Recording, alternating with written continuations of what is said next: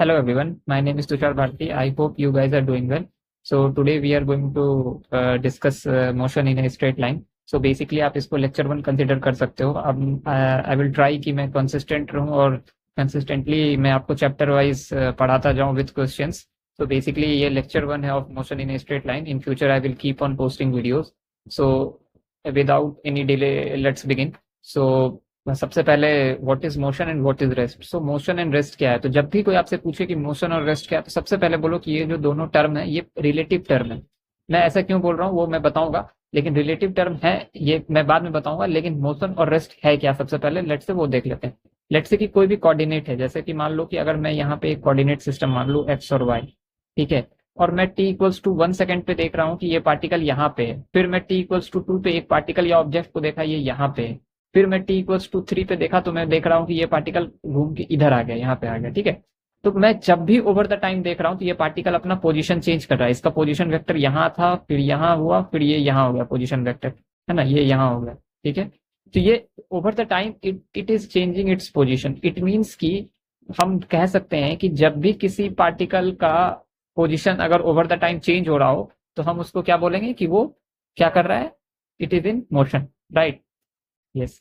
सो जब भी कोई पार्टिकल ओवर द टाइम अगर अपने पोजीशन को चेंज कर रहा है तो हम कह सकते हैं कि वो इट इज इन मोशन. वही ये कह रहा है यहाँ पे कि इट अल्टर इट्स पोजीशन, तो ओवर द टाइम.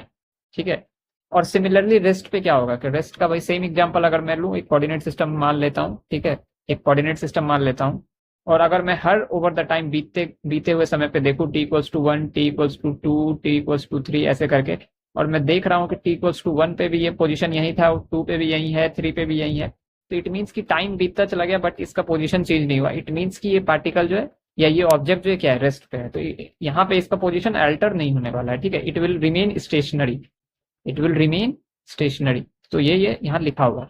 अब बात करते हैं रिलेटिव का. ये क्यों बोला हुआ है रिलेटिव फ्रेम ऑफ रेफरेंस, ये इसीलिए क्योंकि कि आपका जो मोशन और रेस्ट है ये दोनों टर्म जो है रिलेटिव है. क्यों, क्योंकि ये फ्रेम ऑफ रेफरेंस पे डिपेंड करता है. What is frame of reference. Frame of reference मतलब कि आप जहां से देख रहे हो या जो आपका ऑब्जर्वर जहां से देख रहा है किसी भी पार्टिकल को, तो वो कहाँ से ऑब्जर्व कर रहा है, या क्या वो रेस्ट पे से ऑब्जर्व कर रहा है, या जो ऑब्जर्वर है वो जो देख रहा है पार्टिकल को वो खुद भी मूव कर रहा है. तो उस पर आपका सिनेरियोस चेंज होता है कि अगर ऑब्जर्वर भी मूव कर रहा है तो सिनेरियोस बदल सकते हैं. अगर ऑब्जर्वर रेस्ट पे है और फिर वो देख रहा है तो अलग सिनेरियोस होंगे. तो लेट्स से कि इसका सिंपल सा एग्जांपल है, if you are travelling by bus और बाय ट्रेन, तो आप देखते हो कि जो कोई भी इलेक्ट्रिक पोल्स आते हैं या फिर ट्रीज आते हैं, तो वो जब आप फॉरवर्ड की डायरेक्शन में मूव कर रहे होते हो तो आपको वो बैकवर्ड डायरेक्शन में मूव करता हुआ दिख रहा होता है. But in reality does it move, no. Reality में वो मूव नहीं कर रहा होता है. लेकिन आप सिंस कि आप एज ए ऑब्जर्वर जब आप उसको देख रहे होते हैं तो आप खुद मूविंग फ्रेम में हो. राइट, तो आप मूव कर रहे हो, तो वो इसीलिए आपको वो बैकवर्ड डायरेक्शन में मूव करते हुए दिखता है.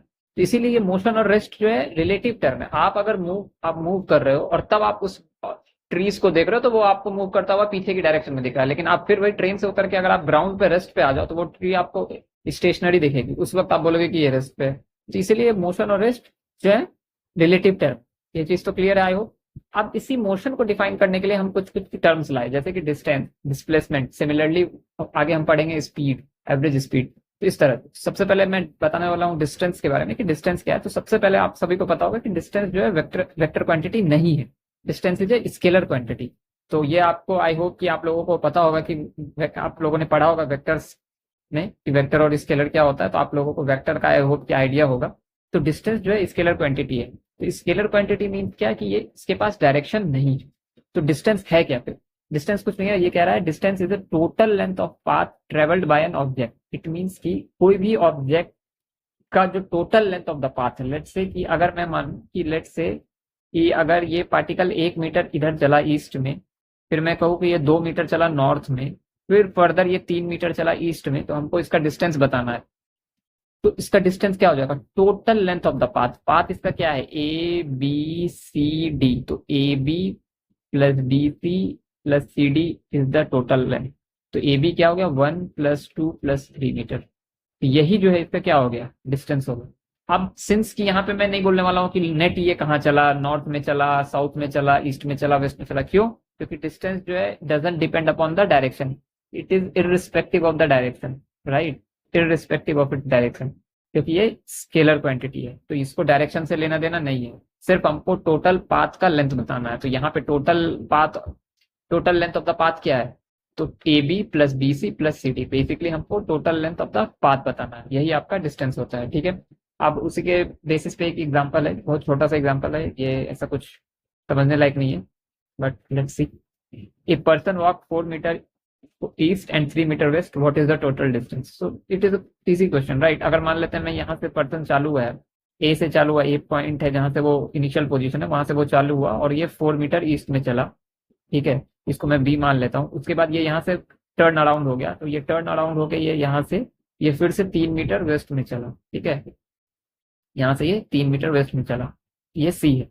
ठीक है, और ये ऐसा करके ये यहीं से मूव कर गया, बैक चला गया। तो टोटल डिस्टेंस क्या हो गया? तो total distance is nothing but A B plus B C. तो क्या हो गया, 4 + 3 = 7 मीटर्स। यहाँ पे हमको डायरेक्शन बताना नहीं है, क्योंकि ये 4 मीटर पहले ईस्ट में चला, फिर वापस पीछे की तरफ 3 मीटर चला, तो नेट कितना चला, 4 + 3, तो 7 metre is the distance. So this is the distance. यहाँ पे हमको डायरेक्शन से लेना देना नहीं है, तो 7 मीटर हो गई। तो यहीं से एक चीज आया, आप देख रहे हो कि डिस्टेंस जो है ग्रेटर देन और इक्वल्स टू 0 है। क्यों? ये इसीलिए होगा, इसको मार्क कर लो, क्योंकि ये कभी भी निगेटिव नहीं होने वाला, ये हमेशा ग्रेटर देन और इक्वल टू 0 होगा। 0 कब होगा? जब वो पार्टिकल रेस्ट पे, कभी चला ही नहीं, हमेशा के लिए ये पार्टिकल यहीं पे रह गया, कभी चला ही नहीं, कहीं पे भी उसका पोजीशन चेंज ही नहीं हुआ। तो मैं कितना चला, वो 0 चला, क्योंकि लेंथ ही नहीं रहा पाथ का, क्योंकि वो ट्रेवल ही नहीं किया, तो उसका मैं लेंथ कैसे बताऊंगा? तो या तो 0 रहेगा, और अगर वो ट्रेवल कर गया तो वो सिर्फ और सिर्फ एड ऑन होता चला जाएगा, 1 मीटर, 2 मीटर, 3 मीटर, 4 मीटर, कहीं से भी ऐसा कोई भी पाथ है। तो अगर इसका इतना का लेंथ, आर्क का लेंथ मान लेते हैं 5 रेडियन, कुछ भी 6 रेडियन, ऐसा करके, तो सब जुड़ता चला जाएगा, everything will count, right, everything will add on. तो इसीलिए हमेशा डिस्टेंस इज ग्रेटर देन और equal to 0। Now move forward. I hope कि आपको डिस्टेंस समझ में आ गया होगा। What is displacement? So displacement is the straight line distance from the initial position to the final position with direction. ये important point है, and it is a vector quantity. तो बेसिकली ये कह रहा है initial position to final position में उसके बीच का स्ट्रेट लाइन। लेट्स से कि एक पार्टिकल यहाँ चला 1 मीटर, ठीक है, फर्दर चला ये 2 मीटर, पहले ये नॉर्थ में चला, फिर ये चला, तो ये ए से मान लेते हैं ये बी था, और फिर मान लेते हैं ये सी था। तो सी इज द फाइनल, ये इनिशियल था, ठीक है, और ये फाइनल है।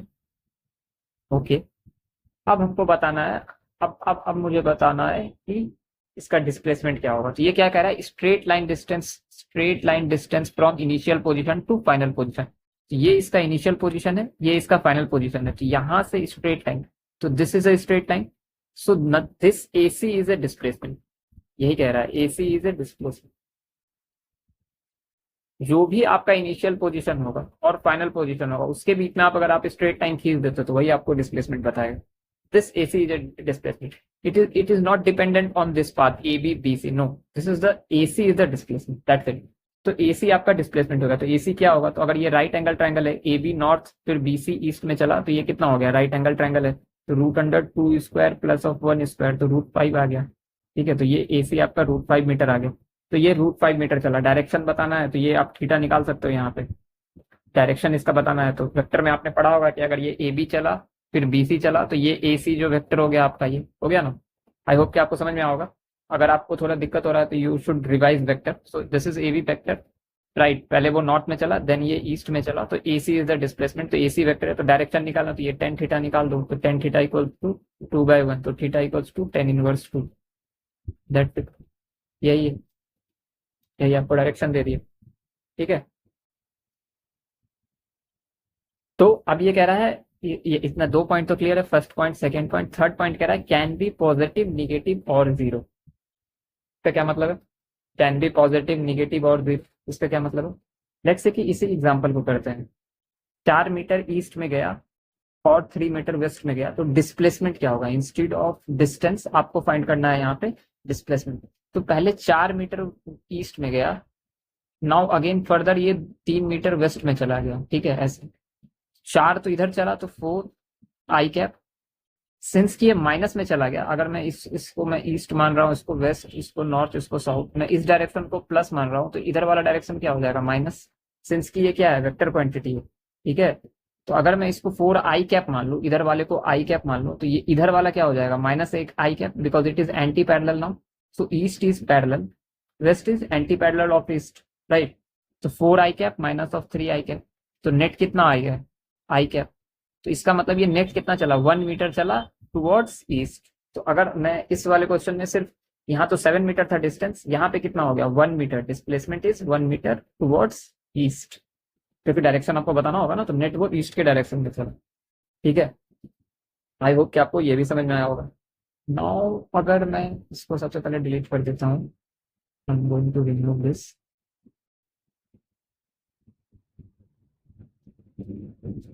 अब इस पे बात करते हैं। ये मैंने एक कोऑर्डिनेट बना रखा है, लेट से कि आपको पता होगा कि ये यही पोजीशन वेक्टर है, ये r1 है, ये r2 है, r2 वेक्टर है, ठीक है, ये r1 वेक्टर है, ये r2 वेक्टर है। तो ये जो होगा आपका, ये कितना होगा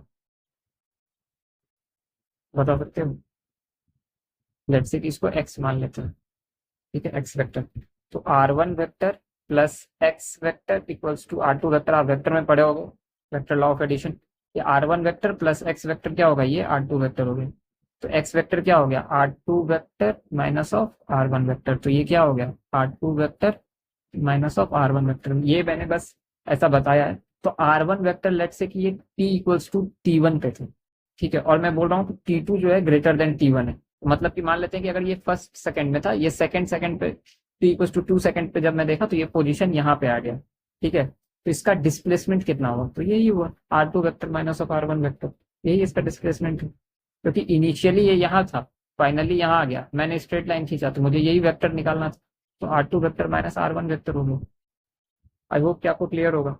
तो ये इस तरह से भी आप देख सकते हो, कार्टेशियन कोऑर्डिनेट में भी यही है। तो ये यहाँ पे पोजीशन वेक्टर के टर्म में मैं इसको थोड़ा बड़ा बना के बता देता हूँ। तो लेट्स से कि ये यहाँ पे ये r1 वेक्टर इनिशियली था, बेसिकली ये t2 ग्रेटर देन t1 देने का मतलब ये है कि ये t1 जो है इनिशियल है, t2 जो है फाइनल है, ठीक है। तो ये t इक्वल्स टू t1 पे था r1 वेक्टर, ये यहाँ पे फिर आया, तो ये r2 वेक्टर इसका पोजीशन वेक्टर होगा। तो मतलब कि पहले पार्टिकल यहाँ था, चल के यहाँ आ गया, तो this is initial, this is final. तो straight line between initial to final, तो ये हो गया। तो अब सिंस की अगर मैं यहाँ पे, अगर आप ये देखो, ये क्या बन रहा है, ये ट्राइंगल ही तो बन रहा है ना। तो अगर मैं इसको r1 वेक्टर माना हूँ, इसको x माना हूँ, तो ये क्या हो जाएगा, r2 वेक्टर हो जाएगा। तो r1 vector plus x vector equals to r2 vector, आपको x वेक्टर ही फाइंड करना था, r2 vector minus of r1 vector, तो यही आपका डिस्प्लेसमेंट होगा। आई होप कि क्लियर होगा। अब मैं कुछ छोटे छोटे सवाल करा देता हूँ डिस्टेंस और डिस्प्लेसमेंट में। लेट्स से कि मैं डायरेक्शन नहीं पूछूंगा, आपको मैग्नीट्यूड ऑफ डिस्प्लेसमेंट और डिस्टेंस बताना है। लेट्स से कि एक सर्कल है, ठीक है। अब यहाँ पे इनिशियली जो था पार्टिकल यहाँ पे था ए पे, फाइनली यहाँ बी पे चला गया, ठीक है। Radius of a circle, radius of a circle is 1 metre, ठीक है। ये जो है 1 मीटर का है, ये ओरिजिन है, ओ ए इक्वल्स टू 1 मीटर, ठीक है। ये रेडियस हो गया और यही रेडियस भी है, ठीक है। तो अगर जब पार्टिकल ए से बी में गया, तो ए से बी में गया, तो डिस्टेंस कितना होगा और डिस्प्लेसमेंट कितना होगा। डिस्प्लेसमेंट का आपको सिर्फ मैग्नीट्यूड बताना है, डायरेक्शन में, ठीक है। तो अगर ए से बी में गया, तो ए से बी में गया तो डिस्टेंस कितना हो जाएगा, ए से बी के लिए डिस्टेंस क्या हो जाएगा। लेट्स से कि ए से जब बी में गया, तो ये डिस्टेंस हो जाएगा। पार्टिकल जो है मूव कर रहा है अलोंग द सर्कमफेरेंस पे, ठीक है। इसको मैं थोड़ा और अच्छे से फ्रेम कर देता हूँ कि एक एंट है जो कि यहाँ पे ए पोजीशन पे है, वो यहाँ से बी में जा रहा है, और ये जो है मूव कर रहा है ये सर्कमफेरेंस ऑफ सर्कल पे, ठीक है। इस तरह से एंट क्रॉल करता हुआ जा रहा है।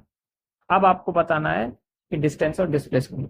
तो डिस्टेंस क्या हो जाएगा, सिंपल है, इस ट्रैक का लेंथ बताना है। डिस्टेंस क्या होता है, total length of the path. तो ये जो एंट है ये क्रॉल कर रहा है इस पाथ पे, तो इसका लेंथ ये क्या हो जाएगा, इसका लेंथ बताना है। तो ए बी का लेंथ क्या हो जाएगा, इट इज क्वाइट सिंपल।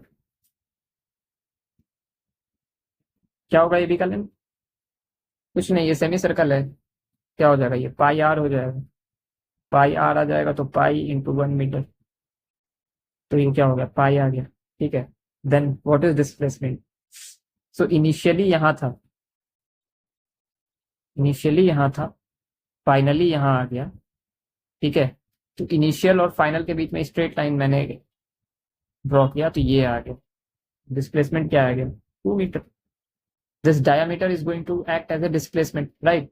तो एंट का डिस्प्लेसमेंट क्या हुआ जब वो ए से बी में इस सरकमफ्रेंस पे चलता हुआ क्रॉल करता हुआ गया, तो 2 मीटर होगा. ठीक है. आई होप कि आपको समझ में आया होगा. तो यही है.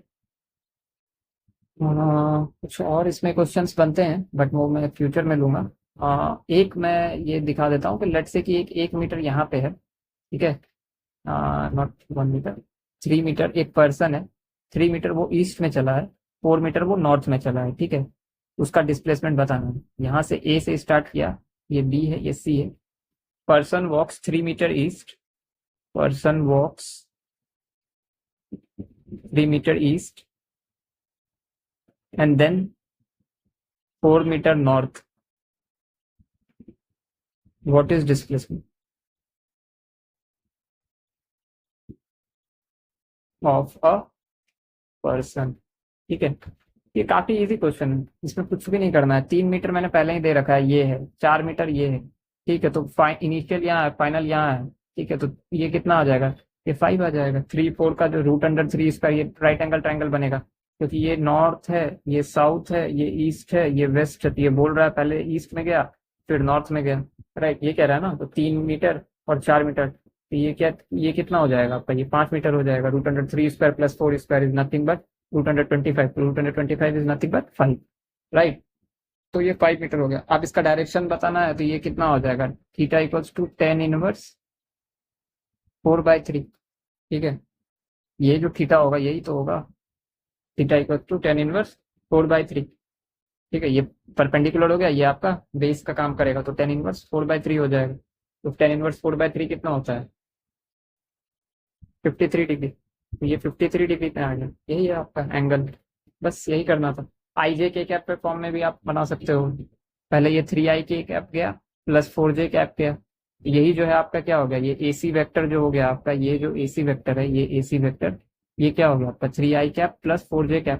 अब मैग्नीट्यूड निकालना है, तो magnitude of AI plus BJ क्या होता है. अगर मैं AI प्लस BJ का मैग्नीट्यूड निकालूं, ये क्या हो जाएगा, √A² + B². आई होप कि आपको वेक्टर पता है. 3² + 4², ये कितना आ जाएगा, 5 मीटर. ठीक है. और डिस्टेंस अगर डायरेक्ट ये एंगल निकालना है, तो 3I मतलब इधर आया, 4J मतलब ऊपर गया, तो यही तो थीटा है. तो थीटा यहाँ पे भी तो वही आ रहा है ना, tan थीटा इक्वल टू 4/3. तो theta equal to tan inverse 4/3, right. I hope कि आपको समझ में आ रहा होगा. तो 53 डिग्री यहाँ से भी आ गया. आई होप कि ये क्लियर है. ठीक है. अब बढ़ते हैं, स्पीड क्या होता है और वेलोसिटी क्या होता है. So what is speed and what is velocity. Again this is nothing but speed is a scalar quantity. ठीक है. सबसे पहला पॉइंट तो ये है, it has only magnitude no direction, क्योंकि स्केलर है तो मैग्नीट्यूड ही होगा, डायरेक्शन नहीं होगा. ठीक है. And what is speed, so rate at which it covers A distance. Rate at which covers A distance, मतलब कि कोई भी ऑब्जेक्ट किस रेट से डिस्टेंस कवर कर रहा है उसी को स्पीड बोलते हैं. तो इसका फॉर्मूला आता है डिस्टेंस बाय टाइम. ये डिस्टेंस आता है. इसको आप प्रॉपरली सुनो. Rate at which object covers distance, not a displacement. It is talking about distance. किस रेट से कोई ऑब्जेक्ट या कोई भी पार्टिकल डिस्टेंस कवर कर रहा है उसको स्पीड बोलते हैं. तो speed is distance by time. तो स्पीड भी अगेन ग्रेटर देन 0 होगा. क्यों, क्योंकि डिस्टेंस मैंने बताया था कि ग्रेटर देन 0 होगा. Time can never be negative. ठीक है. तो स्पीड भी क्या होगा, ग्रेटर देन और इक्वल्स टू 0 होगा, क्योंकि डिस्टेंस जब ग्रेटर देन और इक्वल्स टू 0 है तो स्पीड भी ग्रेटर देन और इक्वल्स टू 0 होगा ही होगा. ठीक है. तो सिमिलरली इस पे एक छोटा सा है कि अगर एक car travel 100 kilometre in 2 hours, what is its speed B. तो 100 किलोमीटर चल रहा है, तो 100 किलोमीटर इसका क्या हो गया, डिस्टेंस हो गया. टाइम क्या हो गया, 2 आवर्स. तो 100/2 equals to 50 km/h is the speed. And इसमें कोई डायरेक्शन का कोई है ही नहीं लफड़ा. क्यों, क्योंकि ये स्केलर क्वांटिटी है. It has only magnitude no direction. Now comes to velocity. So again, this velocity is a vector quantity. So it has both magnitude as well as direction. So velocity क्या है, velocity is rate of change of displacement of an object. Now it is a displacement. It is talking about displacement. कि किस rate से आपका displacement change हो रहा है उसको हम वेलोसिटी बोलते हैं. तो velocity is nothing but displacement by time. आप डिस्प्लेसमेंट के बारे में बता सकते हैं कि डिस्प्लेसमेंट क्या हो सकता है, पॉजिटिव, निगेटिव और 0 भी हो सकता है. तो इसीलिए वेलोसिटी भी 0, पॉजिटिव और निगेटिव होगा. ठीक है. तो ये हो गया. सो इसीलिए यहाँ पे बोला गया कि कैन बी पॉजिटिव, निगेटिव और जीरो, तो it is depending upon the direction. तो लेट्स से कि अगर यहाँ पे एक अगर मैं एग्जांपल ले लूँ कि if the car displacement is 60 kilometre east into hours, what its velocity will be. तो 60 kilometre is the displacement, it is talking about displacement. ये पहले ही दिया हुआ है कि कार का डिस्प्लेसमेंट जो है 60 किलोमीटर है ईस्ट डायरेक्शन में, मतलब इस डायरेक्शन में 60 किलोमीटर कार चली हुई है, ठीक है, 2 घंटे में। तो इसका वेलोसिटी क्या होगा? तो 2 घंटे में तो सबसे पहले तो 60/2 कर दिया तो 30 आ गया, तो 30 किलोमीटर पर आवर तो आ गया ये, ठीक है। और इसका डायरेक्शन क्या होगा? सिंस की ईस्ट में बोल रहा है तो क्या क्या आ जाएगा? ईस्ट डायरेक्शन में ये 30 किलोमीटर पर आवर से चल रहा है। या नहीं तो अगर आप आई जे के कैप के टर्म में निकालना चाहते हो तो इस डायरेक्शन को ईस्ट बोलते हैं, तो ये आई कैप हो गया। तो 60 आई कैप बाई 20 क्या हो गया? 30 किलोमीटर आई कैप, ठीक है। या फिर 30 किलोमीटर पर आवर ईस्ट में ये कार जो है चल रहा है, ठीक है, with 30 kilometre per our east. ये जो है कार की वेलोसिटी है, not displacement, not speed, but ये वेलोसिटी है। जब भी मैं ये ईस्ट डायरेक्शन की बात कर दिया तो ये क्या बन गया? Vector quantity. और वेक्टर क्वांटिटी क्या है? ये वेलोसिटी है। तो कार जो है 30 किलोमीटर पर आवर की वेलोसिटी से ईस्ट में ट्रेवल कर रहा है, ठीक है। नाउ अगेन दो टर्म आते हैं, average speed and average velocity. So average speed क्या होता है? एवरेज स्पीड जो होता है total distance upon total time. Again since की it is talking about speed, तो ये स्केलर क्वांटिटी है, ये फॉर्मूला बेस्ड है आप, इसीलिए मैं थोड़ा ये इसमें स्पीडली पढ़ा रहा हूँ। ये यहाँ से स्पीड और वेलोसिटी कुछ नहीं है, ये अगर आपको डिस्टेंस डिस्प्लेसमेंट समझ में आ गया तो डिस्टेंस बाय टाइम जो है स्पीड है, डिस्प्लेसमेंट बाय टाइम जो है वेलोसिटी है। सिमिलरली अगर आपको डिस्टेंस और डिस्प्लेसमेंट पता है तो एवरेज स्पीड जो है total distance upon total time है। तो और ये स्केलर क्वांटिटी है, ठीक है। चलो एक क्वेश्चन करते हैं। If a car travel 60 kilometre east and then 40 kilometre west in 2 hours, find its average speed. Speed का बात कर दिया। अब मुझे इससे और इससे कुछ लेना देना ही नहीं है, ईस्ट और वेस्ट से। क्यों? क्योंकि ये स्पीड का बात कर रहा है, तो मुझे टोटल डिस्टेंस निकालना है। तो टोटल डिस्टेंस कितना होगा? 60 plus of 40 is 100 kilometre, right. और 2 आवर्स में, तो टोटल टाइम कितना हो गया? 2 आवर्स। तो एवरेज स्पीड कितना होगा? 100/2 is 50 kilometre per our. 100/2 50 kilometre per our. तो 50 kilometre per our is the average speed. यही इसका आंसर है, 50 किलोमीटर पर आवर। आई होप कि आपको समझ में आ रहा होगा। Now there is one term average velocity. तो what is average velocity? So average velocity is nothing but displacement upon time. जैसे एवरेज स्पीड था total distance upon total time, उसी तरह से एवरेज वेलोसिटी क्या है? डिस्प्लेसमेंट बाय टाइम, ठीक है। अब सिंस की ये वेलोसिटी आ गया तो अगेन ये क्या हो गया? वेक्टर क्वांटिटी हो गया। वेक्टर क्वांटिटी हो गया तो इसको क्या हो गया? मैग्नीट्यूड भी हो जाएगा, तो और डायरेक्शन भी होगा, ठीक है, क्योंकि ये वेक्टर क्वांटिटी है। जैसे एवरेज स्पीड जो था वो क्या था? वो स्केलर क्वांटिटी था, तो इसके पास सिर्फ मैग्नीट्यूड था, and it is total distance upon total time. Similarly average velocity जो है डिस्प्लेसमेंट ओवर टोटल टाइम है, it is a vector quantity. तो इसके पास दोनों चीज होगा, मैग्नीट्यूड और डायरेक्शन। तो अगेन यही सेम प्रॉब्लम को अगर मैं करूँ तो कार जो है 60 किलोमीटर ईस्ट में चल रहा है एंड देन 40 किलोमीटर वेस्ट में चल रहा है। यहाँ now this has importance, why? क्योंकि हमको एवरेज वेलोसिटी फाइंड करने बोल रहे हैं। Now this has importance, east west direction matters, right. So पहले ये अगर मैं इस ये का इसको मान रहा हूँ, ये डायरेक्शन तो east west north south, let's say कि इसको मैं आई कैप मान रहा हूँ, तो वेस्ट क्या हो जाएगा? Anti parallel of west east है, ये माइनस आई कैप हो जाएगा, राइट। अगर ये आई कैप है तो वेस्ट तो इस डायरेक्शन में है, this is anti parallel of east, तो ये माइनस आई कैप होगा, ठीक है। वेक्टर में आपको पता होगा। तो कार ट्रेवल 60 किलोमीटर ईस्ट, तो हमको पहले डिस्प्लेसमेंट निकालना होगा, ठीक है। ठीक है, तो मैं सबसे पहले डिस्प्लेसमेंट निकालता हूँ। 60 किलोमीटर ईस्ट में चला तो 60 i cap plus of 40 kilometre west में चला minus of 40 i cap.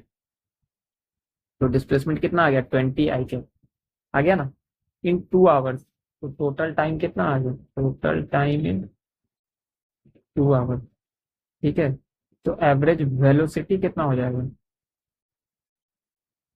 20I/2 equal to 10 kilometre per hour I cap, या फिर 10 किलोमीटर पर आवर, या फिर आई कैप, या 10 किलोमीटर पर आवर ईस्ट। तो ये जो कार है ये 10 किलोमीटर पर आवर के एवरेज वेलोसिटी से ट्रेवल कर रही है in the direction of east में, ठीक है। तो ये पहले ट्रेवल किया ईस्ट में 60 किलोमीटर, फिर ट्रेवल किया 40 किलोमीटर वेस्ट में। तो इसका डिस्प्लेसमेंट कितना आ गया 20 किलोमीटर, किधर, ईस्ट के डायरेक्शन, ठीक है, इसीलिए पॉजिटिव आई कैप है, ठीक है। अब हमको टोटल टाइम कितने में ट्रेवल किया, ये 2 आवर्स में। तो एवरेज वेलोसिटी क्या होता है, displacement over total time taken. तो टोटल टाइम मेरा 2 आ गया यहाँ पे, टोटल टाइम जो है मेरा यहाँ पे 2 आ गया, ठीक है। डिस्प्लेसमेंट मेरा 20 आई कैप आ गया। 20 आई कैप क्या बता रहा है, ये 20 किलोमीटर नेट ईस्ट में चला है। तो मेरा जो एवरेज वेलोसिटी आ गया ये 10 किलोमीटर पर आवर ईस्ट में चला है। आई होप कि आपको समझ में आया होगा। नेक्स्ट फ्यू टॉपिक्स है instantaneous velocity and instantaneous speed. Similarly इस पे कुछ क्वेश्चंस भी हैं, बट मैं ये आज के लेक्चर में नहीं करूंगा, मैं ये दूसरे लेक्चर में करूंगा, वरना ये वीडियोस काफी लंबा हो जाएगा। आई होप कि आपको ये बेसिक से चीज तो समझ में आई होगी। Till then you watch my video, like my videos, share my videos and subscribe my channel. Tata, bye bye.